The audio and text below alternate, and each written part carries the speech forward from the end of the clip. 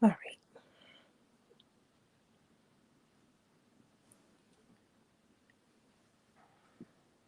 I never can seem to be prepared.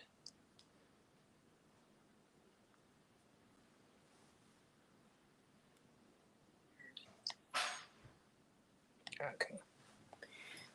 All right, cool.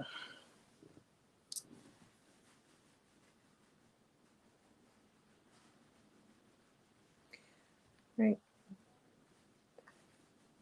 Hey, Cicely. I'm gonna give it about maybe another minute or so because I'm probably not gonna stay on too late. So everybody who is normally here and anybody who is new to the channel, say hello, give yourself a shout out. Hi, Groove. Hi, sweetheart.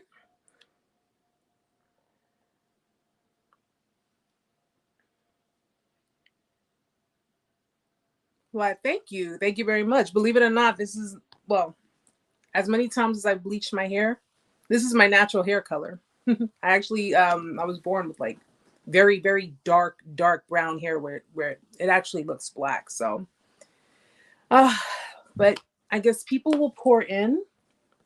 Um, just a couple of things. I've been a little off my game this week because, and I'm actually kind of surprised I didn't postpone the live today, but I'm actually glad I didn't because everybody who joins in, thank you, sweetheart, thank you, everyone who joins in, everybody, just talking to everybody or just getting things out, it just really does a lot for me, and I know that it does a lot for other people.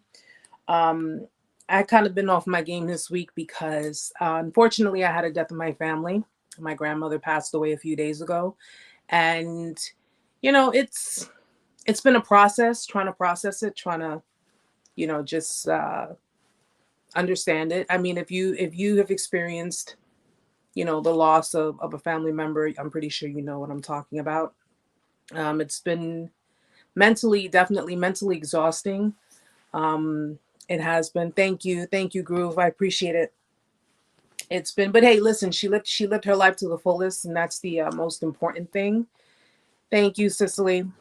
But that's the most important thing. I mean, she had a lot of people, tons of people who loved her, and she went peacefully, and she's no longer suffering. So I give it up to God, and it's basically, it is a part of life, and we just we learn to accept things. We accept, and we just understand that this is a part of life, and it is something that happens. And though you're never really prepared for it, you definitely can appreciate life more, especially for the people that we do love. If we've ever lost anyone, you know the feeling.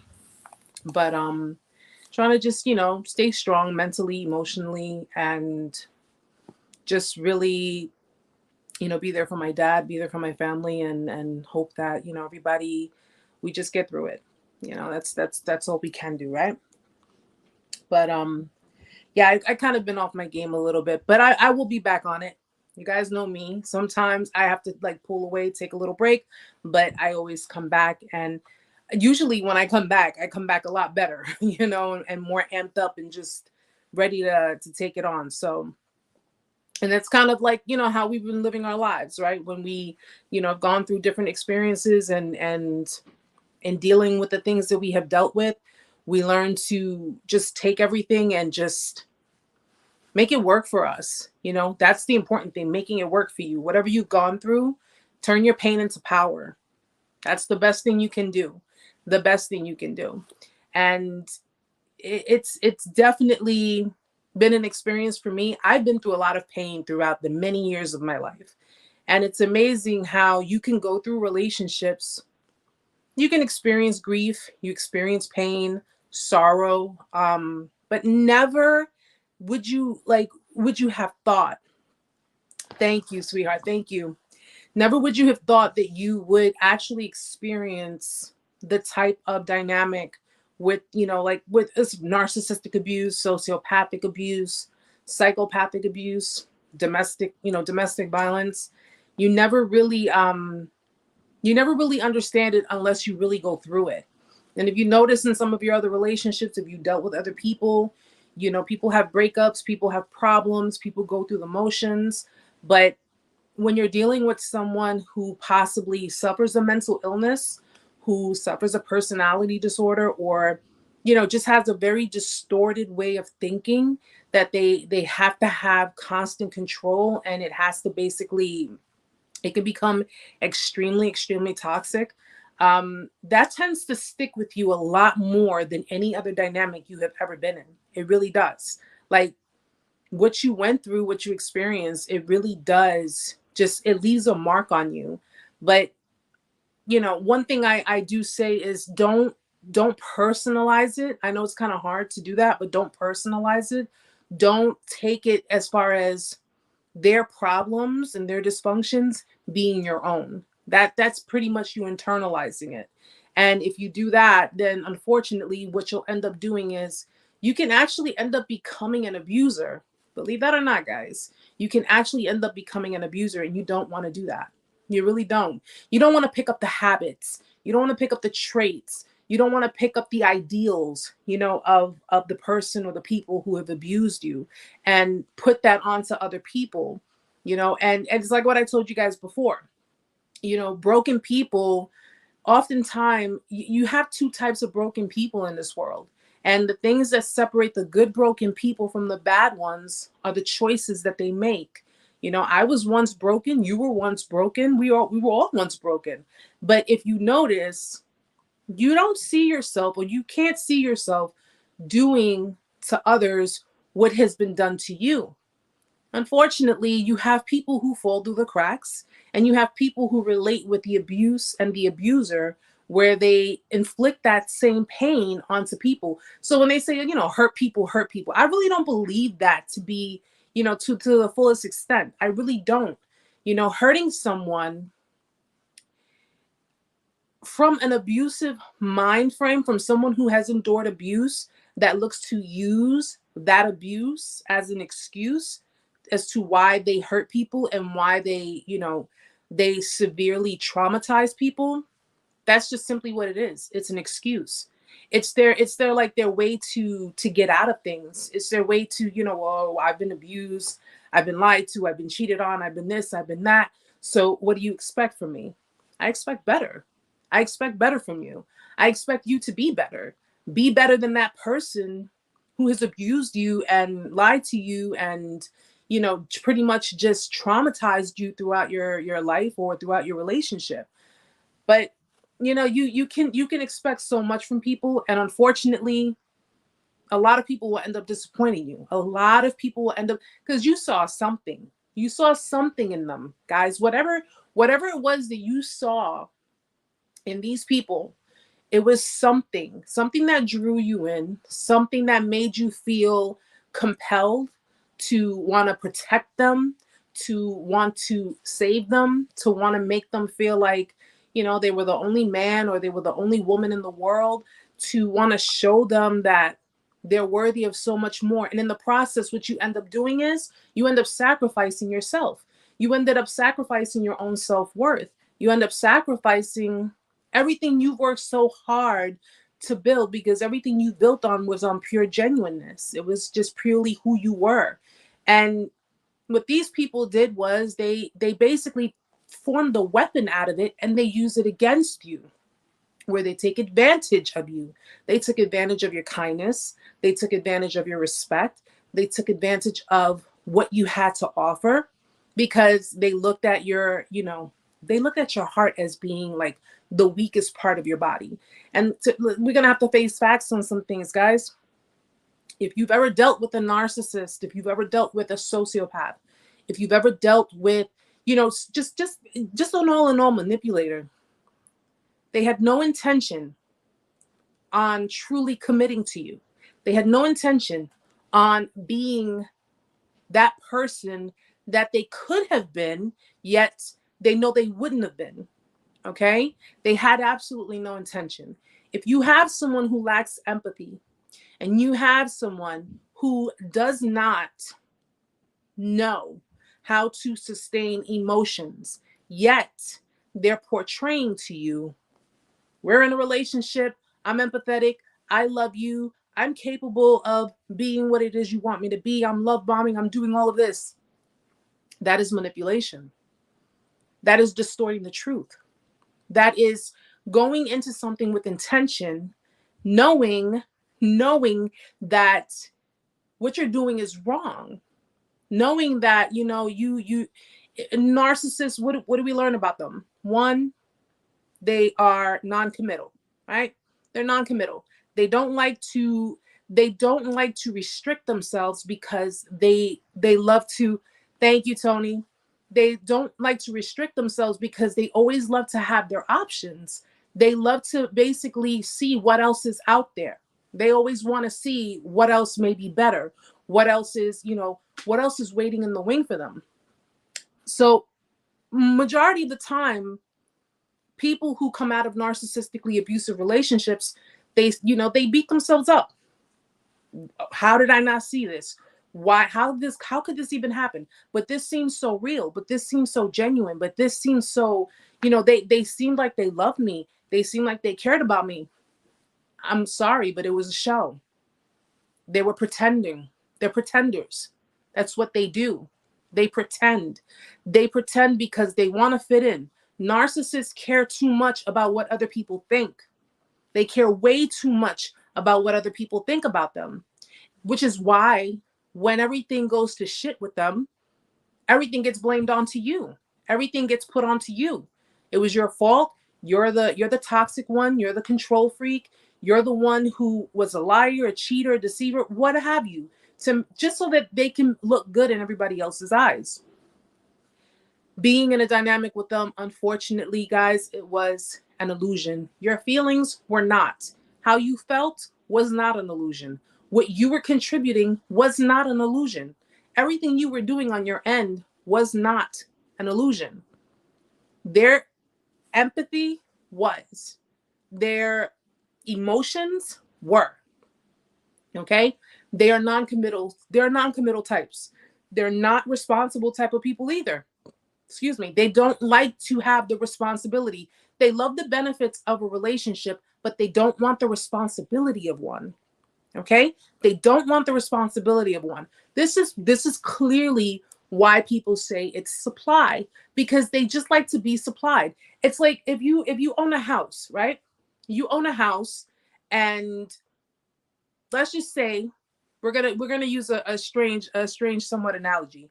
Let's say the house is the narcissist, and what is it? Every month or every other month or every 3 months, you see a big truck outside of someone's house where they're filling it up with gas or they're filling it up with whatever to supply the house.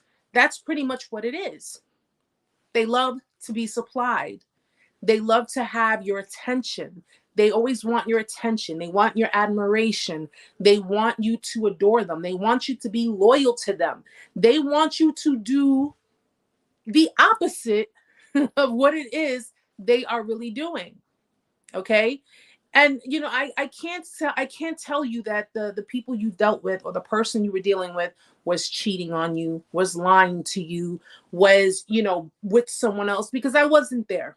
Even though people tell me I must have been a fly on their wall because I completely put out their whole entire relationship right in front of them.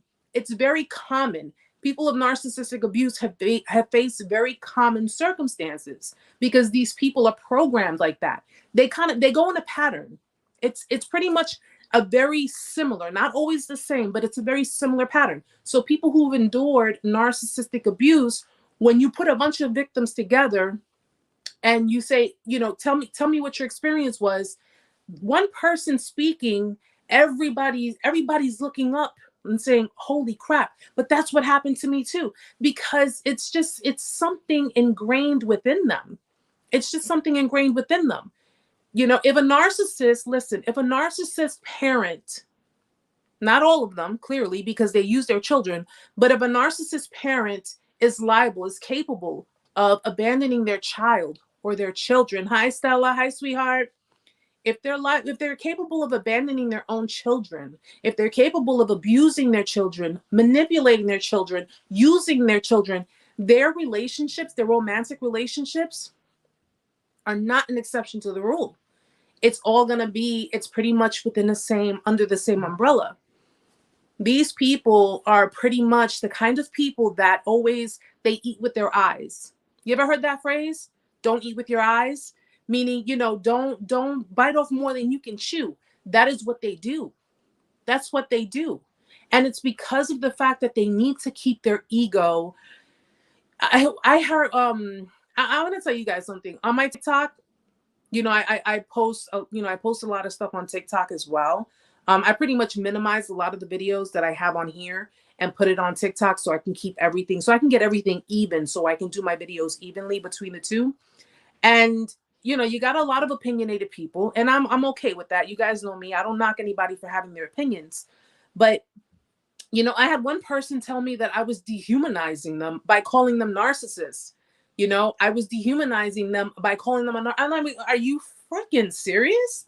Like, you want me to humanize someone who spend their time dehumanizing people, treating them like trash, okay? Talking to them like they're crap, you know, treating them with abusive, verbal abuse, emotional abuse, emotional manipulation, and conditioning people to believe that this is okay. This is no. I'm not going to humanize anyone who sits there and dehumanizes people because they're sick and twisted in the head. I'm not going to do that. I'm really not going to do that. I don't care if they have mommy issues. I don't care if they have daddy issues. We all have issues. We all have our own problems. But what gives them the right to do things like this? And meantime, we don't do things like this. You know, you have people that I've had people come to me and tell me, oh, well, you know, does it show these traits as someone being a narcissist in the DSM? Well, the DSM-5. And I'm like, first and foremost, well, one thing we got to understand here when it comes to psychiatrists and therapists and people in the profession, I'm not knocking them. I'm not negating them. I'm not saying they don't know what they're doing. Clearly, I tell people all the time, you know, go to a therapist. It'll be very helpful and beneficial for you in understanding what it is that you have experienced and understanding everything that you have gone through. But if there are 100 million victims who've experienced the same type of abuse, the same type of manipulation, you know, these people, these therapists, these psychiatrists, unless they're in your homes, unless they are sitting there and monitoring every single thing, every single day, everything that goes on between you and the person who may be a narcissist, is a narc, or suffers narcissistic behaviors, they can't tell you what you have gone through. They can't tell you that. They can't tell you, oh, well, this isn't listed in the DSM, so technically it doesn't mean. That's bullshit. It's bullshit. Because if you have so many different people who have experienced the same thing that you have experienced and is telling you, look out for these red flags, look out for these signs, and they're all on the same boat, guys, a survivor's testimony, a survivor's, you know, guide, a survivor who has experienced it and knows the little trinkets and the little red flags, you will learn so much just from someone else who has gone through what you're going through. It's important that, you know, we don't silence people. We don't silence survivors. We don't silence victims. Like, let's listen. Let's understand, because we know what we're talking about. We were there when it happened. You know, I started this whole platform, you know, myself based on, you know, not only what I recently experienced with my ex, but also based on my life, based on my studies. I have studied, you know, I've studied different behavioral patterns. I've studied all types of things. It's not something that I just made up and said, let me just run with it. No. You know, most of it has to do with my most recent experience, but a lot of it has to do with a lot of different things that have gone in my life. You know, I didn't know I suffered codependency until I went to a therapist to understand that I suffered codependency. So, you know, it's just important that people listen to other survivors, listen to other victims, listen to, you know, the different things, because there's always a new thing, especially with all this awareness going on. It gives them more incentive. It gives them more reason to try to hide their bullshit even more, to put on a thicker mask, to really be, if you got someone who passes these videos and they're like, well, geez, I'd hate to be that kind of person that would have to, that would run into a narcissist, and a narcissist overhears that person saying that, they're going to make sure that's motives. That's intention, but not to steer away from what I was saying originally. It's, you got to remember, these people, they had no intention on really creating anything stable with you. They had no intention on doing any of these things because they don't have the tools, nor do they have the understanding. They have no self-awareness. They're not self-aware. Okay, their ego does all of the work for them. Their ego does all of the talking for them. Their ego is pretty much just doing everything for them. Okay, and that ego has been inflated by themselves. It's been inflated by other supply before you came into the picture, and it had been inflated by you prior to the discard. And for most of us, even during the discard, because while they were treating you the way they were treating you, and you were giving them that attention, you were giving them that energy, you were pretty much, trying to gain clarity and get answers, and they took that as, oh yeah, you're obsessed with me, you want me, you look, see, you're begging me, you just now, I'm not begging you, bro, I'm asking what the hell is going on because I need clarity. They won't give you clarity. They will not give you any clarity because they have no intention on giving you clarity on anything, because they have all intention to eventually come back. They have all intention to eventually use you again. These people, listen, I know they're human beings. I know that they are children of God as well. They're under the bad influences. They have bad energy. They have bad spirits, whatever. Okay. It's best to stay away from these people until they become self-aware and they understand that, they're going to end up, I'm going to tell you right now, guys, because a lot of people, that's another thing. A lot of people are so caught up on them, getting karma. Oh, when are they going to get their karma? When are they going to go through what I went through? They're not going to go through what you went through. Okay. You cannot emotionally hurt someone who does not know emotions. You can't do that. It's not going to work. The most you're going to do, if you try to, I tell people, let God do it. Karma comes when you release control. Okay. Don't try to control the situation. Don't try to bring karma to their doorstep, because you're only going to bring that same karma to your own doorstep. Don't try to do that. People get so impatient. People get so, they're with their new supply, and they look like they're happy, and they're not getting their karma. Let it go. Let it go. Okay? You're not letting God do his job because you want to keep control in your hands. All right? How is he supposed to do anything when you're trying to continuously hold on? If you let it go, all right, everything that God has intended for that person, this is why God says you need to surrender. Relinquish control. Let it go. The best thing you can do, if you really want to get back at these people, the best thing you can do for yourself is to get on with yourself. Do better for yourself. Okay? Show them they didn't break you. Show them that all that bullshit they did only made you stronger. It only made you a much better person. Okay? It only enhanced who they've always been jealous of, because that's another thing. Narcissists are jealous people. They're jealous of other people because other people who are authentic, other people who don't need to do the whole song and dance, who don't need to play games. You notice how if you naturally gravitate towards people, and people naturally gravitate towards you, they love your energy. You got that free flowing spirit. You're humble, you're cool, you're kind, and this is all genuinely within you. They don't know anything about that. They do not know that. What do they know? Oh, female narcissist, got to use my body. I got to use my sex appeal. Okay? Because I need to attract people by showing them that I got assets. I need to attract people and lure them in and then charm them. Okay? Charm them, put a love spell on them, whatever you guys want to call it. But that's what they do. They don't have real genuineness. And then when you get to know them, you're thinking that this is all, oh wow, this person really enjoys me, this person is really, into me, and they're really nice, and they're sweet, and they're this and they're that, and they're so cool, and they're the free flowing spirit. Guess what, sweetheart? They're mimicking you. Okay? They are mimicking you. People know how to manipulate energy, guys. They not only know how to manipulate energy, but if you're on the more spiritual sense, they know how to, grasp bad spirits. Okay? See, here's the thing.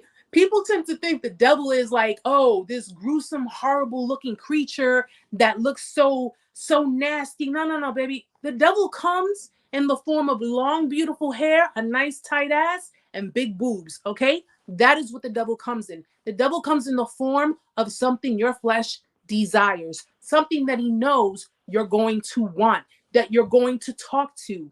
Okay? Someone who is beautiful, just attracted to the point that she might have you thinking, damn, you might feel a little insecure for about a second.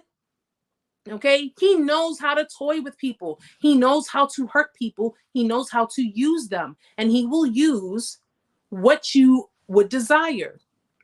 He does not come as a gremlin looking thing. He does not come as a monsterly figure. Hell, his energy, okay, his aura, it doesn't even feel like it's not like the movies tell you. The movies tell you, oh my gosh, it's demonic. It makes your hair stand up. It makes you feel so scared. What? No. Okay? No, because if that were the case, these people that you dealt with, you would have been kicked their asses out way before any of that happened.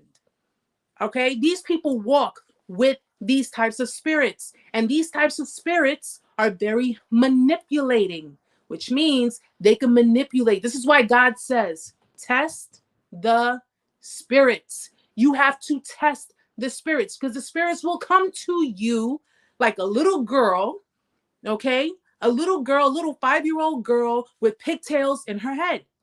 And you will not know that little 5-year-old girl with the pigtails in her head is a demon. You won't know that. Okay? These people walk with the Jezebel spirit, and that spirit will manipulate. While that spirit is tied to that person, that spirit will latch on to you. Okay? And it will latch on to you to make you surrender, make you give into it.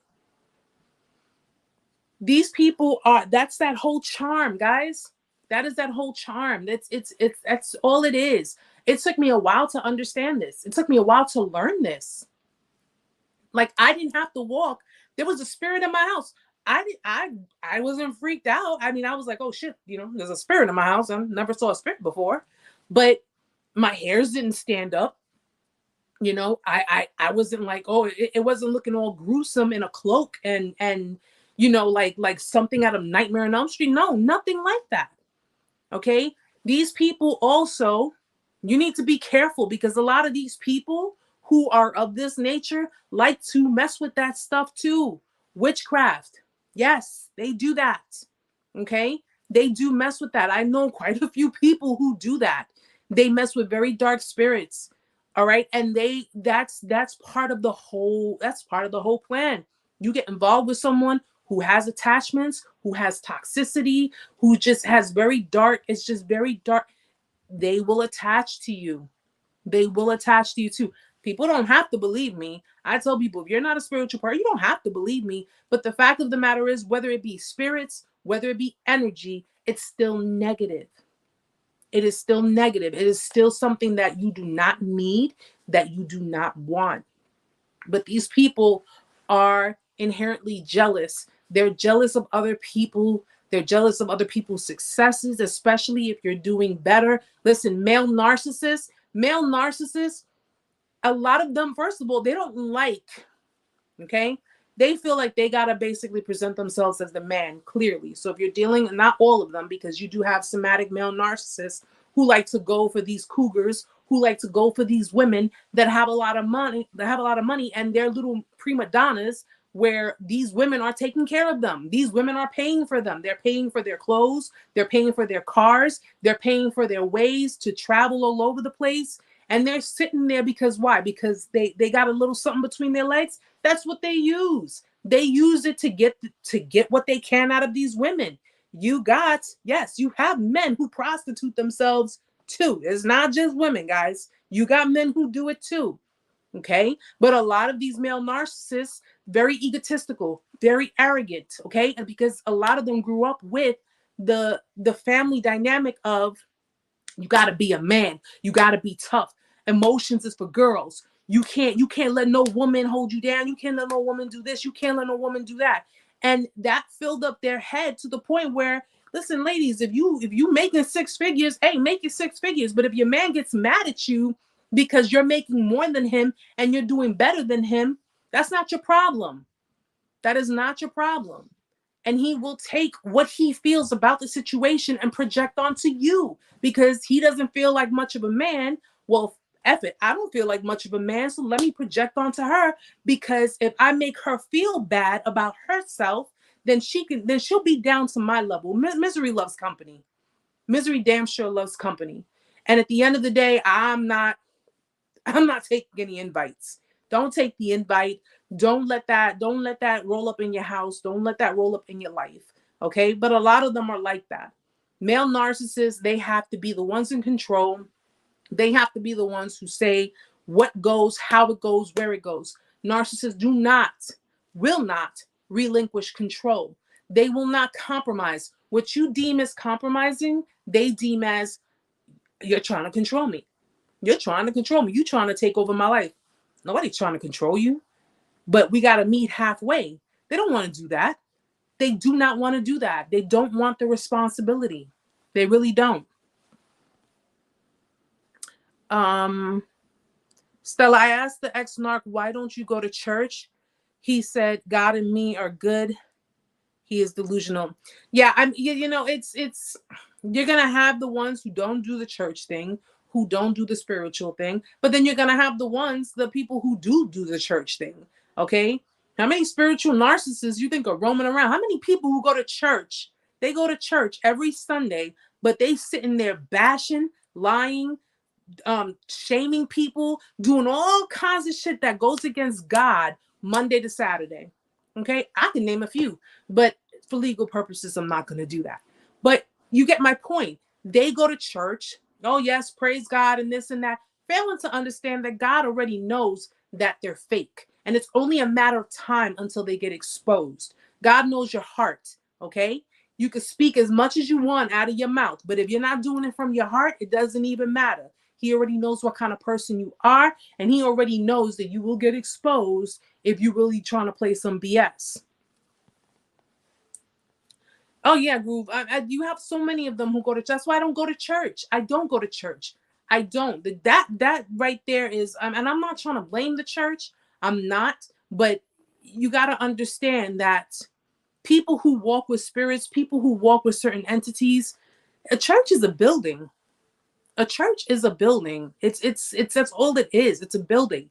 It's a building where people are supposed to come together and preach. And praise God. Okay. They're supposed to come together and praise God.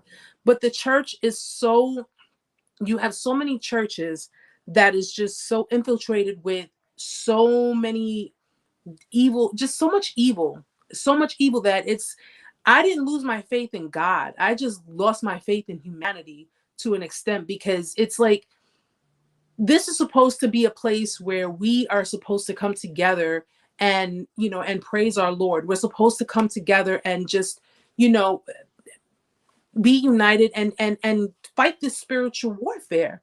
You're not even safe in a church, honey. Majority of Jezebel spirits go to church, and that's what they do. I'd rather just pray to God at home. I'd rather praise him from home. I don't have to deal with nobody. I don't have to be around hypocrites. I can't stand hypocrites. I can't stand people who will stand there and say one thing and then boom, I see them doing something else. It's just, I can't stand hypocrisy. I don't. I'm not a hypocrite, and anybody can tell you, because I'm like, yo, I'm too blatant. I'm too bold with what I say. I'm like, yo, I'm not gonna sit here and just, if you tell me, if you come to me and ask me my honest opinion, I'm gonna give you my honest opinion. You may not like it, but I'll give it to you. But at the end of the day, I'm not gonna sit here and bite my tongue for anybody. I'm not gonna do it. I don't care what people think of me. And that's the thing, guys. Don't care what people think of you. Don't worry about what people think. Them people cannot get you into heaven any more than you can. So the only person you have to worry about is God Himself. You don't gotta worry about what other people think. Listen. People could look me up and down as I walk the street, and it doesn't faze me. It does not faze me. I'm the epitome of unbothered. Like, okay, and what's your point? You know what I'm saying? So it doesn't bother me none. But two things. One, isn't that what makes it extremely harder for a male that has been emasculated and that puts, hold on, I'm blind, but you know that already. Two things. One, isn't that what makes it extremely harder for a male that has been emasculated and that puts, odd of my ex is always going to church. I had to start going to a different mass. You know what? Anything that you had done, any activities that you guys have ever done with them, you don't have to stop doing it, but if you feel it necessary, do it somewhere else. But you're perfectly okay with that. It's perfectly fine to go somewhere else and continue doing what you were doing. Somebody had posted a comment on one of my videos, and they were like, "Oh, I'm sorry, but I'm not gonna change my life just because of, just because this person wants to be this way or whatever." Listen, to each their own. I personally say, something, a change of pace is always better. It's always better because there is no open doorway. I don't believe in, me personally, it took me a while to get over the feelings, the emotions, everything that I had gone through. And at the end of the day, I already know that there is a possibility of someone coming and saying something, or someone, leaving a comment or saying something or sending me messages, whatever the case may be. I already know all that. The thing is, they're not prepared for my mouth. They're not prepared to deal with what I would say in return to it, which is why I don't care. I really don't care. Like, come at me and we can do it. I really don't. I'm not that weak person that people thought that I was before, where they're like, oh, she's so sweet, she's so kind, she's this, she's that. They took my kindness as a weakness. And I'd like to see them do it again. I'd really like to see them try it again. But I often tell people who are going through the motions, if you're not really ready, if you're not prepared to deal with how you may feel, because you may be extremely triggered, just continue doing what you do, continue doing the things that you enjoy doing, but just do it somewhere else. Do it with other people. If you let's just say you constantly went skiing every year, and you went with that person every year, continue to go. Just go with other people. Go with other people and enjoy yourself. It's that level of independence. That's what you need. That's what helps you to become independent from the situation. That's what helps you to detach from the situation.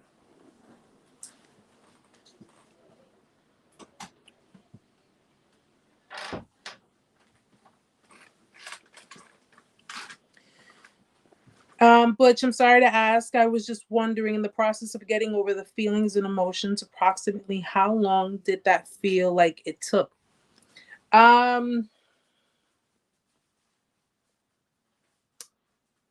long did it feel like it took?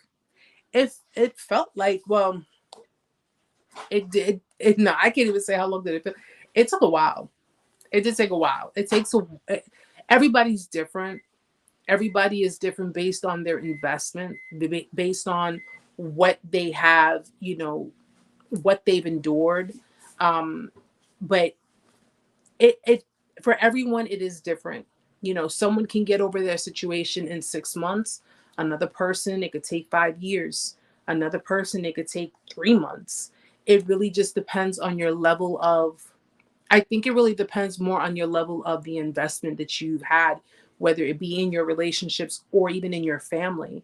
Because, often people who are family with narcissists or in dynamics, in those dynamics, don't realize all of the betrayals and all of the conditioning and the abuse that was going on during, until clearly when they come, they go outside of the situation, that they see everything for what it is. When it comes to family, that may take even longer. That can take even longer. But it did take, excuse me, it took me, about, what did I say? It was about 2 years. It's about 2 years. And it felt like it actually did not, how I knew that I was releasing it from my system, the triggers were becoming less and less affected. Like, I wasn't, it was having like a just kind of diminishing over time. The major triggers, I would wake up in the middle of the night crying, just crying. If I saw something, if I heard a song, if I even saw a show, whatever the case, I would get triggered. If I saw this person's name, I would get triggered. Certain areas that I would go to, I would get, but over time, this is how I knew that it was leaving my system. Guys, I walked past this person and we didn't say a word to each other. I walked right past them, did not say a word to each other. And I was like, okay. I don't know if he knows or knew that I noticed, but I basically just kept tunnel vision. Like I tell you guys, tunnel vision. And that's what I did. I kept my tunnel vision and I went about my day. And I'd seen him again, but he didn't see me. I saw him, but he didn't see me. And I just went about my business. And it was just that's pretty much when I knew. And I was like, I don't feel anything. Like, I was just like, you know, I didn't know why I walked. Like, I didn't know, quite frankly, I didn't know any reason as to why that person would be around in my area. But I mean, listen, I don't own New York. I don't own the streets. I don't own the areas. So my thing of it is as long as, it's your own business and not mine, I don't care. Like, I'm not gonna knock someone for doing what, their daily routines or anything. But, before, if this had been before, I don't even think I would have been able to hold myself or compose myself. Like, it would have just been, but now it's like, no. It's amazing how you can go from being the person that would have done anything in the world for these people to walking past them like they're a stranger and you don't even know them. I think that's the point where you guys need to get, where you want to get. It's going to take time, but it's going to happen.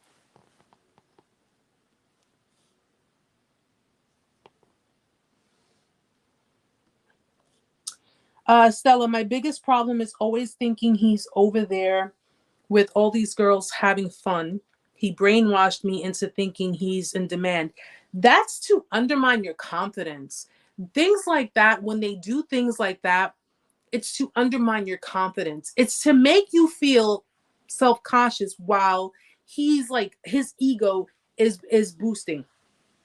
When it boils to people like this, first of all, I don't give a damn what anyone says. I don't give a damn what anyone says. One person went and said, oh, they have overinflated self-confidence. Bullshit. Okay? Bullshit. It is bullshit. Okay?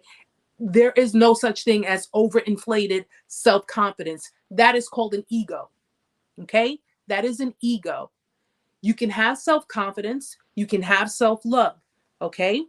Too much of it, you're crossing that thin line and you're going into ego, because when you go into your ego, that means that you are putting yourself ahead of everyone and not giving a damn about anyone.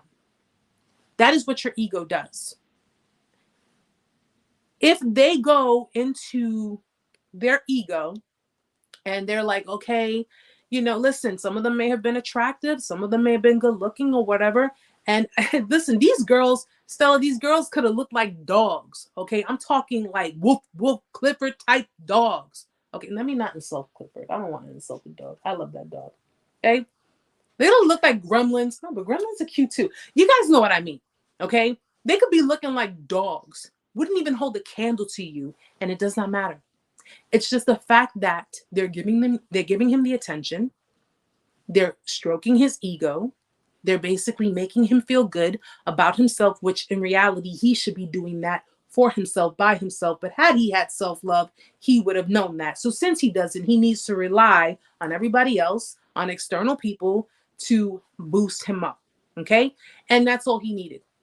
And because he knew that would have you would have a reaction to that.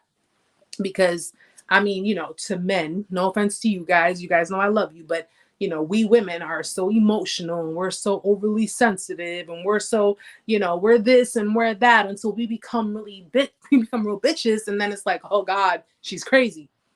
But it's that to sting you.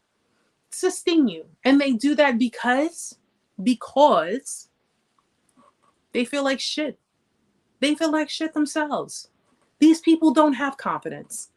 They don't have confidence. First of all, you have to have self-love, okay? Let's remember that. You have to have self-love, okay? Your self-love, your love for yourself is enough to build your confidence. Your self-validation, you build your confidence, okay? That's what you basically have to, do internally and then exude it externally. When people notice your confidence, that's when people are, complimentary. And you know what? It's nice. It's flattering. You get to, you hear compliments from different people, and it's a great feeling, but it's not something that you have to rely on. And it's not something that you need to validate you, to validate your existence, to make you feel special, to make you feel like you're one of the great ones. Because you can do that for yourself, by yourself. I do it all the time. And I still walk with humility. You can be a beautiful person inside and out and still have humility. That's the key thing. These people don't do that. They don't do that. They let what other people tell them. They let what other people, express to them about themselves, and they let it get to their head. And a lot of the time, this is what goes on during your discard. Because now these people are stroking their egos and they're like, oh, yeah, you look good and this and that or whatever. And they're like, oh, well, the grass looking kind of nice over there. Like, no, you lazy fuck. It would look good under your feet if you watered it once or twice. I said I was going to try to stop cursing. I get into it, guys. You guys already know me. But that's just how it is. And they look at the other grass. They think it's greener. It's just pretty much, it looks nicer over there. They always try to find what's better. They always try to find, what's crazy is that, the supply you gave them, because the reality of it is, guys, it was supply. Okay. Even though it was your love, it was your emotions, it was your, affection, your true, genuine being. It was supply because it got filtered. It got filtered through, and it filled them up. It filled up their ego. It just filled everything up.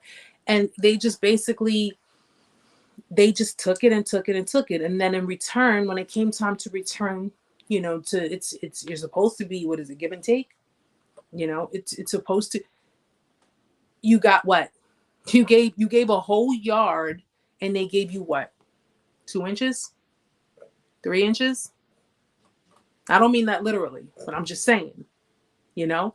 And it's like, yo, like during that time, yeah, it felt like $1 million for you because they're not used to being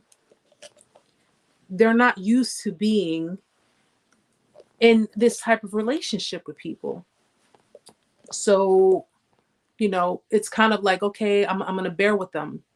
You became patient with them and you're sitting there like, okay, I'm going to give it a little more time and give it a little more and give it a little more. What happens? 3 months turns into 6 months. 6 months turns into a year. A year turns into 2 years. 2 years turns into 5 years. And still ain't shit changed. Nothing has changed. No commitment because there was no commitment there. Okay? No commitment. They did not take you seriously. They basically took everything that you had to offer, you know, and they pretty much laid out that table for you like, yo, what do you got to offer? Like they literally looked at you like, well, what can you offer me that'll keep me to stay? Okay?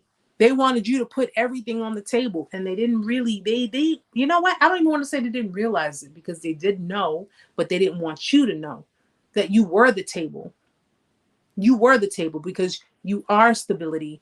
You're about making moves. You're about creating, you know, new things. You're about having abundance and having love and emotions and, you know, just having trying to have happiness and peace and a wonderful life.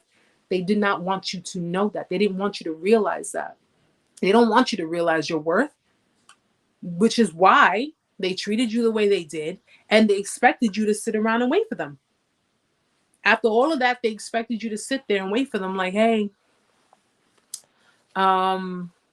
so, you know, I was thinking how things ended before, you know, it shouldn't have happened that way. And no.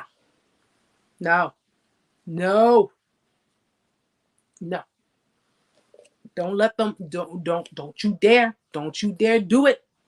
Don't do it. Okay. Remember when they were getting their ego stroked all that time.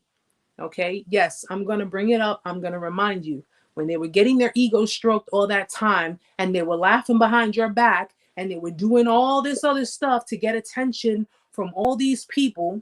Okay. All of these people, while you were hurting, they weren't thinking about you. They weren't asking about you. They didn't even bother looking your way. Okay. They didn't bother looking your way. They just looked like they peeked every so often, saw that you were still hurting, saw that you were trying to pick up the pieces. Okay. And for a lot of you who had to face this alone, trust me, I feel your pain. I know your pain. Who had to do it alone because no one understood what you were experiencing. No one understood what you were going through, the feelings that you were having. No one understood that. The one person you trusted and the one person who, you know, who you thought you were going to spend the rest of your life with, possibly have children with, went and did all of this to you. Trust and believe. If they come back, it's because it's for their own personal gain.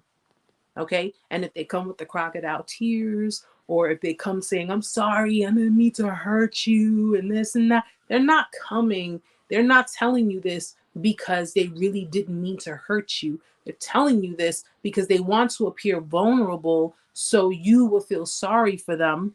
They may even tell you something happened.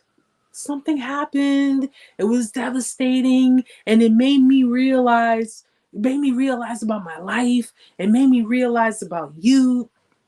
So because something had to happen to you for you to come here and apologize and tell me you care and tell me you love me and all that. Man, listen. What I tell you guys, let them go rely on all those people that they shitted on you for. Okay? Let them go rely on all those people because what's going to end up happening, they're going to go right back to those people that they shitted on you for and see that those people aren't worth a damn thing. God says forgive. I forgive. I forgive. I'm going to do like Medea says, hallelujah, I forgive. But I don't forget. I'll never forget. Will not forget. Nope. Will not forget it all. I'm glad, Adam. I'm glad. I'm so glad that it's helping, and I'm so glad that it's giving you insight. And I'm glad that, you know, I can just be here for you guys, you know, and just, if you need the reminder, I'm here. I'm here. I will remind you. I will be one of those BFFs. Like, girl, what should I do? You want me to pull out? You want me to pull out the receipts? Because I will. I will. I'll pull them all out. If I wouldn't allow my own personal, like, I mean, you guys are like family, you know what I'm saying? But if I wouldn't allow my immediate family, my friends, to go through these things, you know, for just to remind them, and I know it's gonna hurt them, but I'd rather hurt them with the truth than comfort them with a lie. I'm not gonna sit here and say, okay, well, maybe the person changed. Not after they cheated on you 3 or 4 times. I don't think so. No. Maybe you should give them another chance. After you already gave them 4 other chances? No. That makes absolutely no sense. Why bother when, like I said, there are 7 billion people on this planet? 7 billion other people on this planet. And just like they went and bullshitted you for those 5, 10, 15 other people that were stroking their ego, as good as you know you are and as good as you know you look, you could probably get 3 times that much just with your heart alone. They have to continuously do this, because if they're not going to change, they're not going to do the work on themselves. They're not going to, you know, they're not going to try to evolve. This is what they do. This is what they have to do. That's the only way they're going to get supply. That's the only way they're going to get whatever it is that they want out of people, instead of just being honest with themselves and saying, oh shit, you know what? I need to change. They just don't want to lose control. They don't want to lose their freedom. They're always, this is why a lot of narcissists, not all of them, but a lot of them end up alone. Like, they end up old and alone because all that shit gets played out. The people that they recycled, they don't want nothing to do with them. They're like, I'm tired of you and your bullshit. Plus, you old, your titties are sagging too. Get away from me. Okay? They don't want that. They do not want that. The male narcissist that be 50, 60 years old talking about, oh, you know, I'm not ready to settle down. I'm not ready to commit. My dude, you got to take Viagra. Like, what is wrong with you? You don't have children, or maybe some of them do, but you know, they want to do their own thing. It's just, listen, I don't know about you guys, but I know there are plenty of people in this world who do not want to be alone, but are not afraid to be if they need to be, if it means protecting themselves and their peace. There's a big difference. A big difference.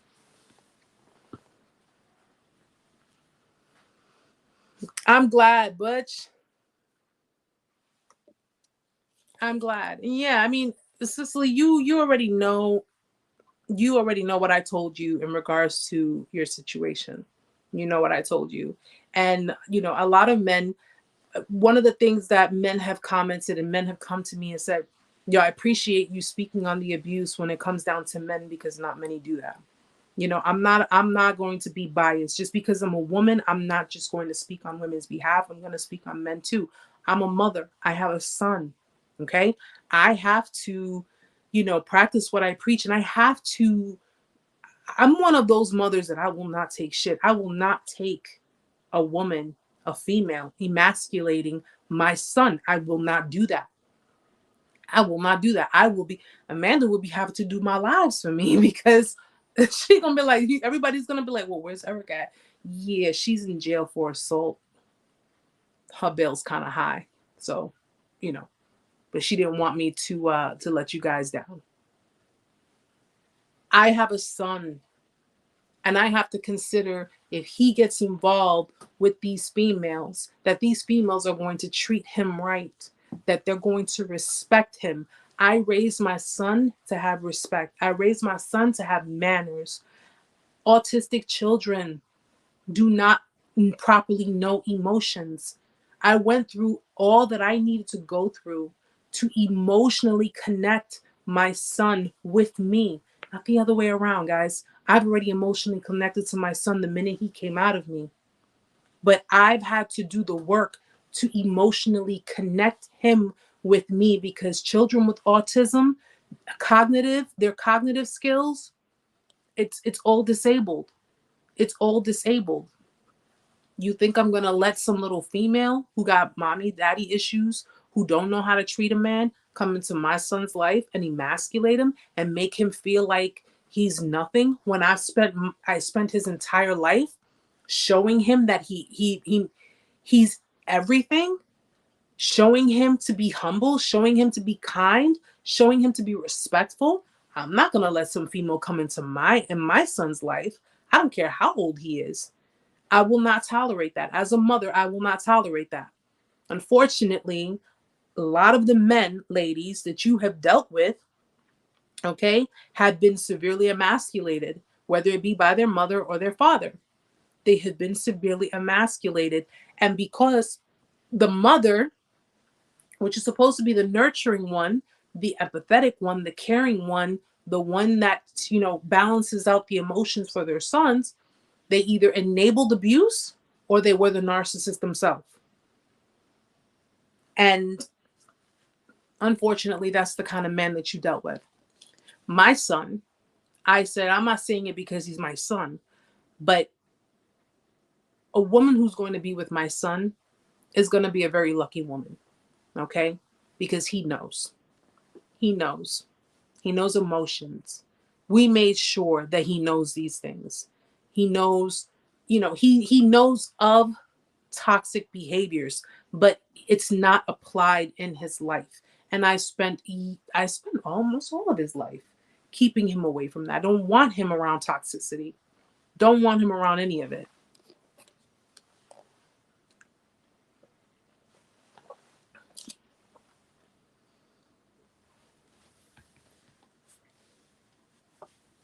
I thank you, Cicely. I thank you. I'm going to continue doing it too. I'll continue doing it. We're going to continue talking about female narcissism, sociopaths, abuse. We're going to continue doing so because a lot of, listen, not for nothing, guys, but statistics are really pointing out that men are more likely to be narcissists, more likely to be narcissistic. And then when you put those statistics out in the air, you put it out in the public, then you have men saying, oh no, I think it's women. Speak up. Statistics are done based on studies, but studies are done based on victims of abuse coming out. We need more men speaking up. Granted, you have a lot of men out there who are abusers. You have a lot of men out there who are narcissistic, who are sociopaths. You have a lot of them, but the women, the reason people shy away from the women is because their actions and their tactics are covert. It's behind the scenes. It's stealthy. Okay?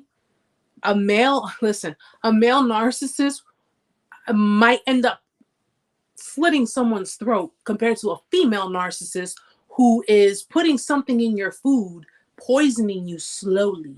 You understand the difference between the two? I mean, let's be really realistic here. That's the difference. That's how she knows how to get away with murder while he is on death row. Speak up. That's what we have to do. And Tony brought up a good point. Don't ever ignore your intuition. Your intuition is what's going to be the difference between you having a healthy relationship or having a very toxic one. Okay? And if you don't trust yourself enough, if you don't trust your intuition enough, then I say this from the bottom of my heart because I love you guys. You're not ready to be in a relationship because a relationship will require trust.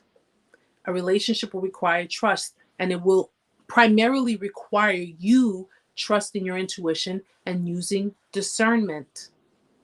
Just because someone says, I'm an honest person, doesn't mean they're honest. I'm a loyal person, doesn't mean they're loyal. Because if you really want to think about it, someone who wants to kind of omit certain things, I'm an honest person to myself. I'm a loyal person to myself. I'm a caring person to myself. You understand? Everything is about them. It's all about them. Don't let these people come back and don't let these people disturb your peace. Okay, especially if you guys are going into new relationships. If you meet someone, if you're of course ready and you want to date, hold tight and keep it private, because they will sense if they even know that you're in a new relationship, if you're in a new dynamic with someone else, if they even know that you're dealing with someone else. Oh, that will be more and more reason for them to come around. Because if you have a narcissist ex, if they know that you are dealing with someone else and it's getting serious, that means that they have lost complete control. And I'm saying this for the people who go back and forth, the people who like to continue to go back and forth, the people who want to sit there and think, okay, maybe this time they've changed. This is your fifth time. I don't think they're gonna change, bro. Okay, those people, if they ever come back and you are finally letting go and you're finally moving on and you're finally being with someone who makes you happy, if they ever come back and say, oh, I miss that old thing we have, I love you, this and that and all that bullshit, because that's what it is. Okay, they do not love you, they do not want you, they just don't want anyone else to have you. That's the kind of people they are. They don't want you. They don't want you in the sense of, I don't want a commitment. I don't want to be tied down. I don't want to be, I don't want to be monogamous. I want to have my options. I want to enjoy myself. But you can't do that, though. You have to be committed to me. You have to be loyal. Selfish son of a bitches. I tell you, man. They are so damn selfish. I'm sorry. I can't stand people who think like that. But that's their thing. I want you to be committed to me. I want you to be loyal to me. But I can do what I want. I can go where I want. I can be with whomever I want. And you can't say anything about it. And then you're just looking at them like, the word pendejo written on my forehead. Like, what kind of shit is that? It's not worth it, guys. Not worth it. Trust me. You guys deserve so much better. You really, really do. Tony, in spite of my not be perfect, I would have give my kidney, etc. But now I see her for who she is. Yeah. She probably would have lied to you and told you, oh, I need kidneys. I need a new kidney. You would have given her your kidney. And she probably would have sold it on the market for a pair of, what is that, Louboutins? Those expensive shoes. That's how they are. They'll lie to you. They'll tell you things. Oh, I need this. I need that. And if you gave, and fellas, I don't want to trigger you guys, but we yet again calling a spade a spade. If you gave them money, if you got them things, nice things, or whatever the case may be, these are the kinds of females that'll use the nice things you bought them to impress somebody else. That's how they are. Okay, that is how they are. They will, put their new supply in your face and make you feel like total and utter crap. And then what happens when the new supply don't work out? When it doesn't work out, and either the new supply saw through their bullshit, or they just basically, got bored of the new supply, then what happens? What happens? I love you. That person didn't mean anything to me. They didn't mean anything to me, I really thought about it or whatever, but they're not going to tell you what happened. They're not going to tell you that person saw through their bullshit. They're not going to tell you that person was just as toxic. They may have met their match. They're not going to tell you any of that. No. Not going to tell you that. They're just going to be like, I love you. I miss you. I want to be with you. Let's make it work. Let's try again. Miss me with the bullshit. Hi, official.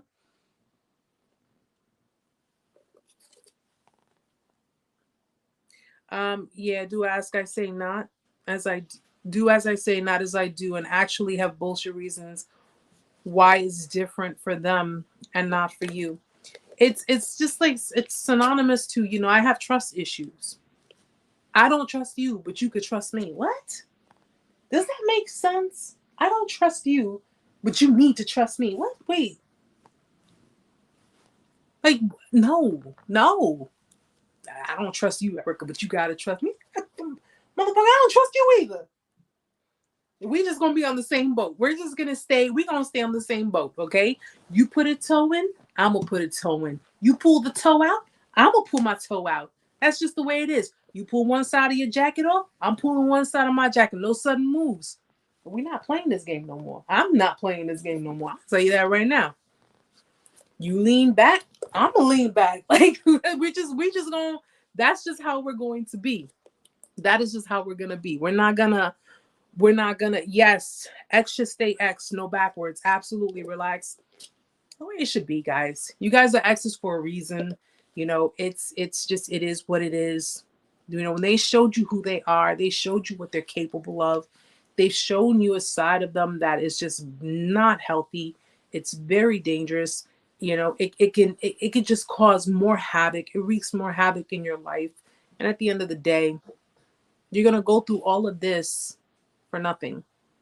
You're gonna go through all of this to what? End up in a hospital because you are just so drained and stressed. Stress will put you in the hospital. Stress can give you a heart attack, guys. We're not spring chickens up in here, okay? I'm not. I'm almost 40 years old. I can't afford to be stressed. I'm not going to be stressed by nobody. The only one who's allowed to stress me is my son. Ken, it's so hard, Eric. I've been 39 years loving her. 39 years. I covered her action over and over. In 16 months now, no contact. I'm so scared she's going to just show up. You know what? And I give it to you, Ken, because I know that 39 years is a long time. And I know it's going to take a very long while to heal from it. I have no doubt in my mind. And the reason I say this is because there is no time limit. There's no time limit on a return. It can be, you know, a year. It could be a couple of years. It could be 10 years. Okay. And even after that, you know, even if it's been 10 years and, you know, feelings may come up. You know, you never forget. You never forget how people made you feel, and you never forget how they really truly. I have no doubt in my mind that there is that possibility. Okay, you have to disarm her in the best way that you can, but in the most civilized way.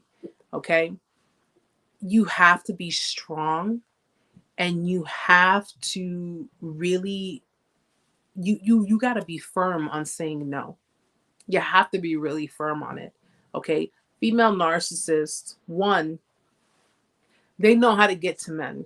They know, you know, a lot of female narcissists, they like to use their bodies. They like to use sex. Okay. They like to get you, you know, they'll try to get you vulnerable. They'll try to charm you by, you know, trying to put sex on the table or trying to put you in a position where it leads to that. Hi, Kara. Hi, Queen.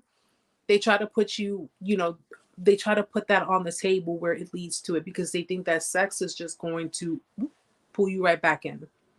Some people fall prey to that. Some people do. Okay. You know, you're human. It does happen. But with these types of people, you have to be firm in your boundaries. You have to be. Okay. If they show up at your door, number one, you don't even open the door. Don't open the door. You can look through the peephole. If you have a peephole, look through it. It's how we did in the projects. Okay. That's how we did in the projects. We didn't even open the door when people knocked on our door. We pulled the thing up. Who is it? It's me. Can you open the door? You ain't got no business here. That's just the way it is. That's the way it is. You have to be firm in your boundaries. The minute you show vulnerability, the minute you show emotion, you show, you know, pain, you show anything, anger, anything, is the minute they will go for the attack. And by attack, I mean it could be anything. They will tug at your heartstrings. They will try to, you know, reminisce, make you remember things from the past, make you think about, you know, the memories you guys had, try to sweet talk you, try to talk nice to you, try to love bomb you, try to, you know, try to caress your ego. Okay? Try to caress your ego. And they will be willing to do anything. It could be really low, guys, really low, to get you to fold.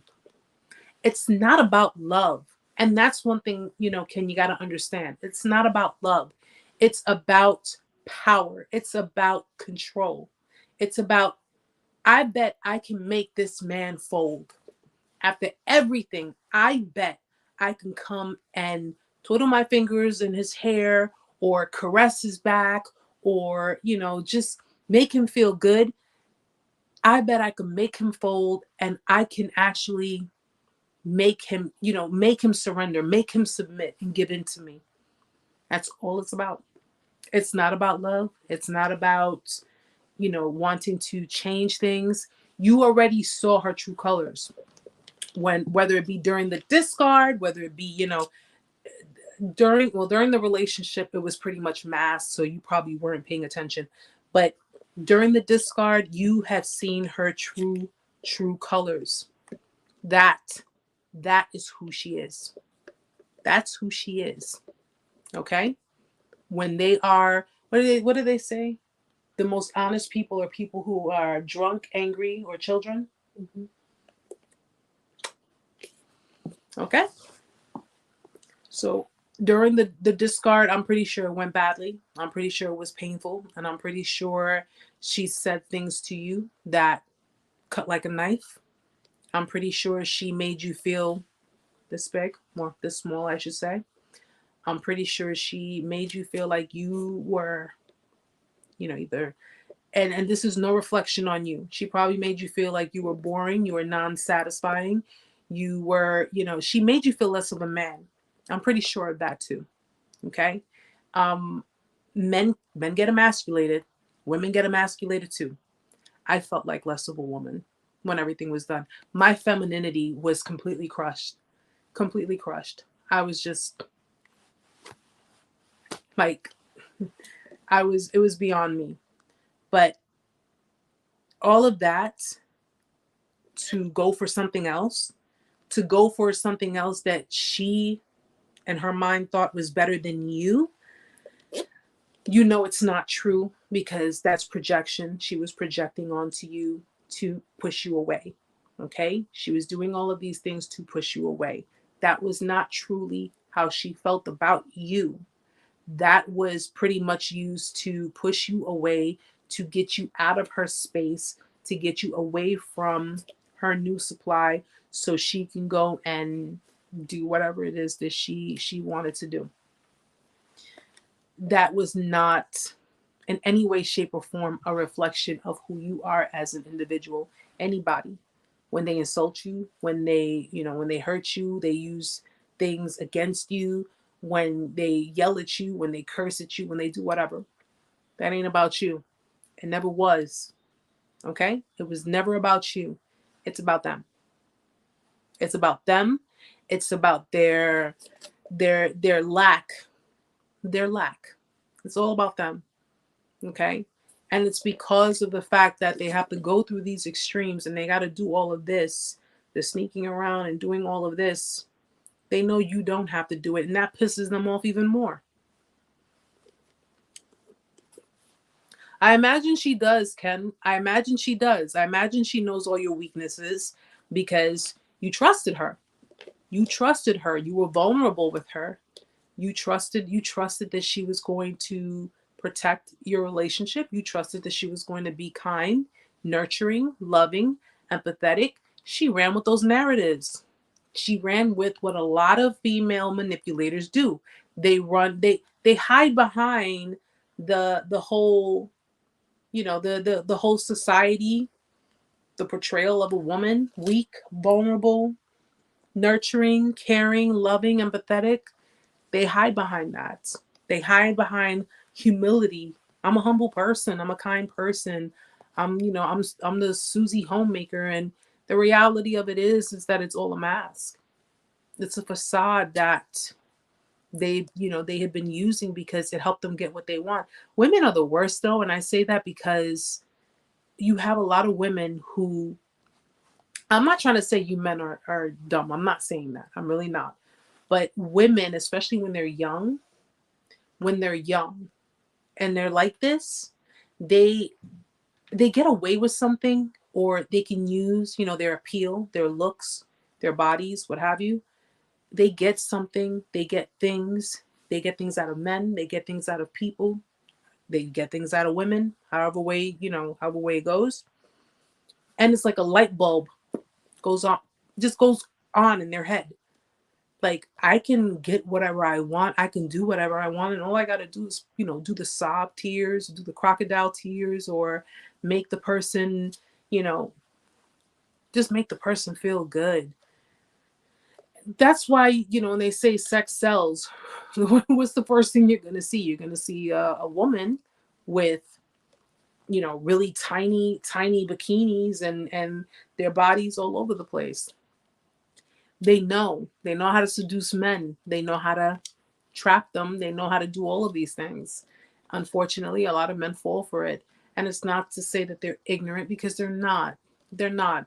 But you gotta use your intuition. You gotta use your discernment, because not every woman is kind, humble, and nurturing.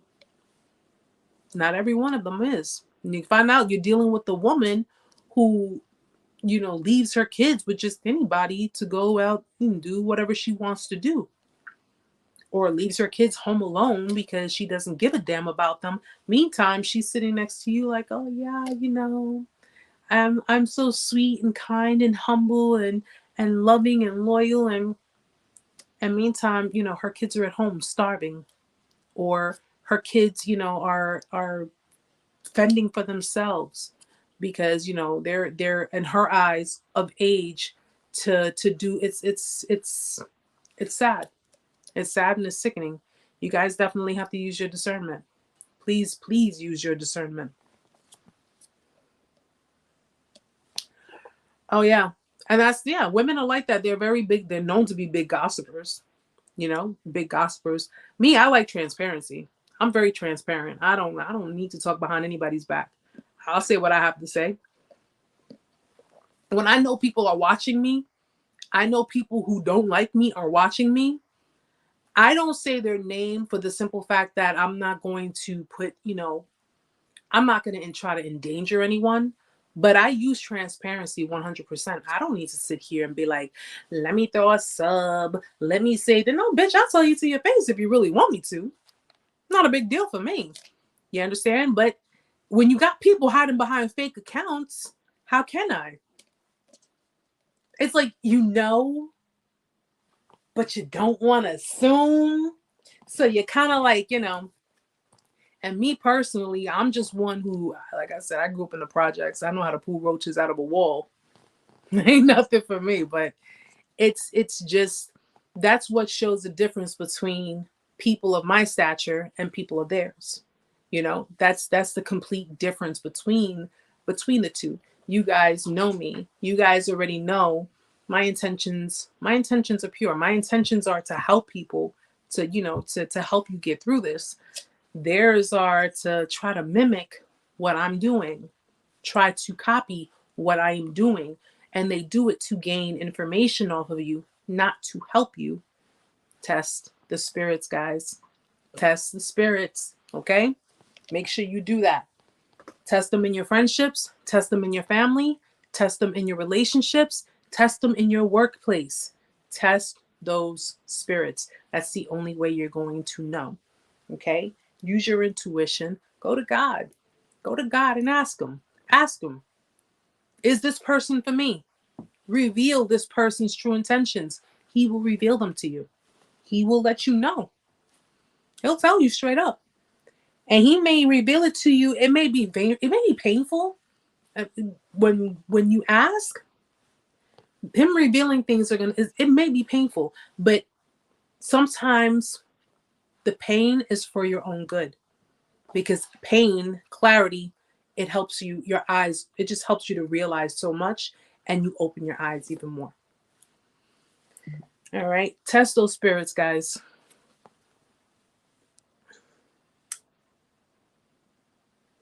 From Norman, Erica, would you say majority of domestic abusers are narcs or have the traits?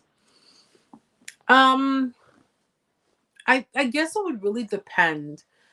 A lot of people are capable of being narcissistic. Okay, having narcissistic traits is a lot more common than narcissists. Okay, a general narcissist. Um, Majority of them, well, you know what the thing is? I can truthfully say that the majority of abusers have clearly had history of abuse in their life. Have clearly had abuse in their life. You know, their fathers or their mothers or whomever could have been they could have been narcissistic, they could have been sociopathic, they could have been, psychopathic. Um a lot of them turn out to be, it is a personality disorder. But you do, I think it might be in between. It could be in between NPD and ASPD, antisocial personality disorder, but it really derives from, because the person doesn't have to necessarily be a narcissist. It just really derives from they definitely have history of abuse in their own home from their childhood. And we know that, it's still no excuse, but they were exposed to abuse growing up. That I know for sure. A lot of people who are abusive have been exposed to that.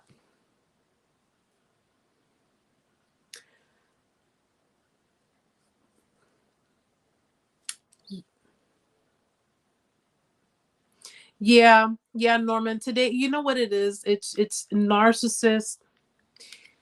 It's such a huge like word that people use because of social media. But the type of narcissism, I mean, that's more like classic narcissist, right? Classic narcissism. It's more superficial. It's more, like, oh, they're so self-righteous and self-absorbed and conceited and this and that or whatever. They're just like so in love with themselves. The type of narcissism that we talk about, that I talk about, is more higher on this scale, veering towards pathological narcissism. And this is where you clearly have everything from the superficial aspect, but you have more going into the sociopathic aspect, if that makes sense. Because a lot of sociopaths they clearly have NPD. It's because it goes up in the scale between sociopath, narcissist, sociopath, and psychopath. But we're talking more about the personality disorder itself, in that, with the whole, um, with mental illness and distortion and just severe, abusive tactics, abusive behaviors. We're not just talking about someone having like 1,000,001 pictures on their Instagram, all of themselves, because anybody's capable of doing that. I mean, if you look at the majority of the social media world, a lot of people do that. But it's more so up here. It's more so that part of the brain, because have you ever endured a narcissist during narcissistic rage? It's a very scary thing, man. Extremely scary. And if you ever come across someone, or if you ever witness, or even, are in the path of a narcissist when they're in rage mode, that can be very dangerous. Very, very dangerous. So much so, to the point that, someone can lose their life. That's how bad it can get. And that's more along the lines of what I'm talking about. Yeah, you got a lot of self-absorbed people. I mean, the majority of the world has narcissism. Everybody has narcissism. We're all, somewhat narcissistic. We can all be that way, you know. But it's because we don't have a chip on our shoulder. We don't have an overly inflated ego. That's what separates them from us. You know, we can be confident. We can feel good about ourselves. We can say nice things to ourselves by ourselves. But they're more the ones who have to just pretty much, they can't create their own self-confidence. They can't create their own self-love. They can't validate themselves. They can't do any of these things for themselves. Actually, let me rephrase that. They can, they just won't, because they, I don't know where to start. You start from the bottom and you work your way up. But these people are so embedded in their ways, and they're just so used to their toxic behaviors that it's just, you can't get someone who does not think that they have a problem to change their problem. It won't happen. Erica, why when I had that last conversation with the narcissist before he got out of jail, right before he hang up the phone, he shapeshifted, and I felt like the darkness through the phone. They're known. It is so, these people have, it's just all that toxicity, all that negative energy. It's, guys, they like I said, they walk with these spirits. These spirits are just, I think it's just really more so a battle with themselves too. It's really a big battle with themselves where, whatever is attached to them, whatever it is that's just got its hold, it's the oppression.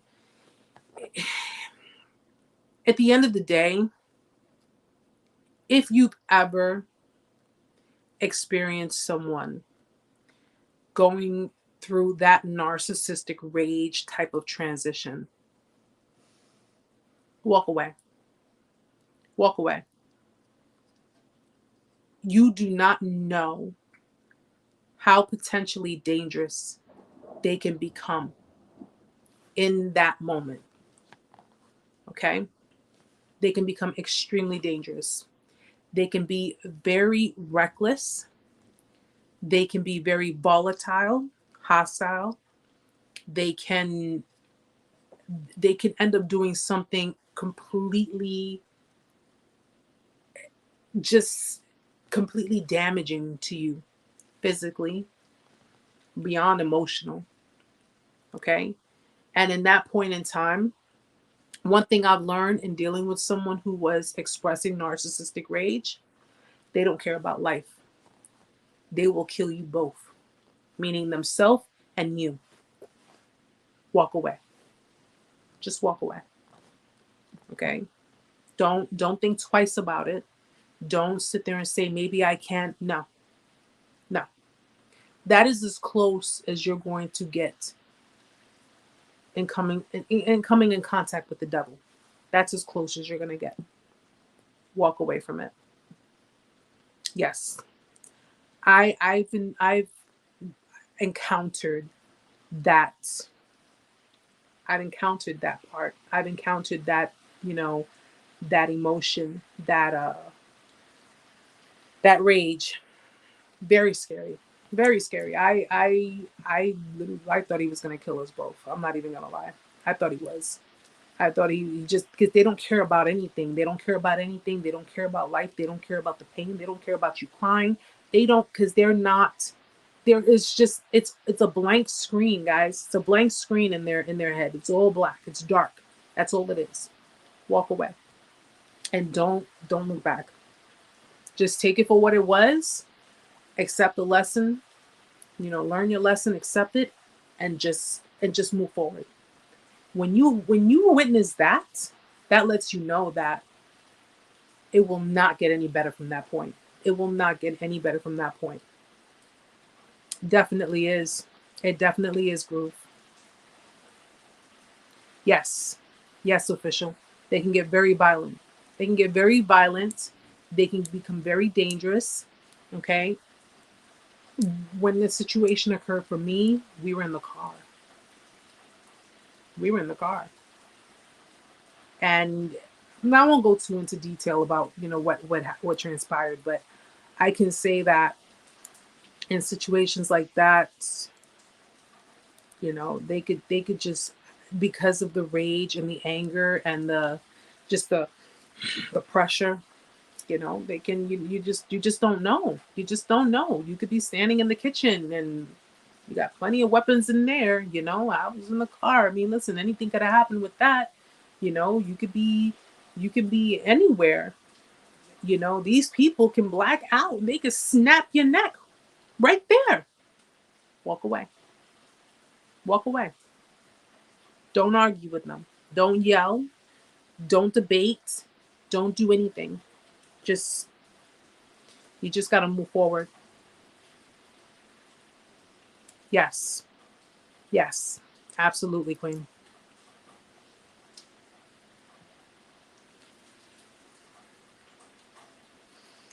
Rika, that's a good. Do I believe narcissism is a mental illness? I believe narcissism.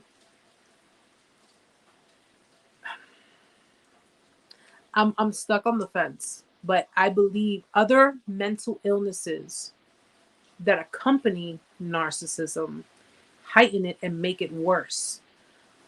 Um, it's described as a personality disorder, and I think what would classify it as a mental illness, because you know the DSM-5 has classified it as a mental illness. I don't honestly, I look at it as people who suffer mental illnesses and have NPD, narcissistic personality disorder, you know, clearly are already on that scale of mental illness. So if you have someone who suffers, let's say schizophrenia, or, you know, bipolar disorder, you know, clearly bipolar disorder is, you know, it's more biological. Well, neurological, I should say. It's a chemical imbalance in the brain. That's something that the person who suffers the illness can't control. You know, it's just something that they inherited, something they were born with. You know, I always found that mental illnesses is basically relevant because it's something you can inherit within your family. You know, just like my son has a mental, I mean, it's considered a disability, but he has autism, you know, and that's something he had inherited because autism runs in my family. But narcissistic personality disorder, I'm gonna be 100 with you guys. I just think it's another way to make money off of patients. That's my honest opinion. I'm just gonna say that I don't. Why is it now? It's like more and more victims are being created. More and more victims are, you know, are clearly creating the awareness, but it's a mental illness. How come it went from being a personality disorder to being a mental illness? How did it go from that? It wasn't included in the DSM-5 until till the 1980s. Narcissism has been around since way before our time. Okay, we're talking about, you know, what is that? The Greek mythology times? Well, you know, the Roman times, and all. It's been way before. Now they want to put it that it's a mental illness. I don't. I believe mental illnesses heighten and make it worse. Can definitely make it worse, especially if you have someone who has a chemical imbalance in their brain. Yes, but the personality disorder itself, if the child is not born with it, if they're not born with it, then how can it be considered a mental illness? You know, that's just what I want to understand. It's an ingrained distortion. It's personality disorder. It's a distorted perception, a distorted way of thinking. It was something that was pretty much ingrained in the mind of children or a child. It's not something they were born with. Someone who has a mental illness was born either with that mental illness or born with a trait that can develop over time, you know, because it's linked to that. I just personally I don't know. I really don't. Me personally, I say if they weren't born with it, then how can we really consider it a mental illness? Or is this just another way to make excuses for people? Is this just another way to be able to treat people? Because I mean, I'm like I said, I don't knock psychology, I don't knock psychiatry, I don't knock any of them. But I'm gonna say it like this: they all fall under the same umbrella for, for medicine, so, and people in psychiatry, people in therapy, a lot of people take medication. So neither here nor there. I'm not trying to insinuate anything, but I'm reserved. I have my own opinions. That's just me. That's just me. Well, yeah, Rika. I mean, it's pretty much, it's unhealthy dynamics. It's dysfunctions. It's distortion. You have a lot of different factors. Like I said, mental illness can play a very big role. You can have families that come from very very what's the proper term for it? We're gonna just say very very disfigured personality wise backgrounds. I don't want to overstep any boundaries on how I phrase things, but you just have a lot of people who have very different backgrounds, very dark backgrounds. When you're dealing with people with different types of religions, different types of, it's just so many different factors play a role, so many of them. But it really just boils down to, if it's very common within their family. That's what it really boils down to.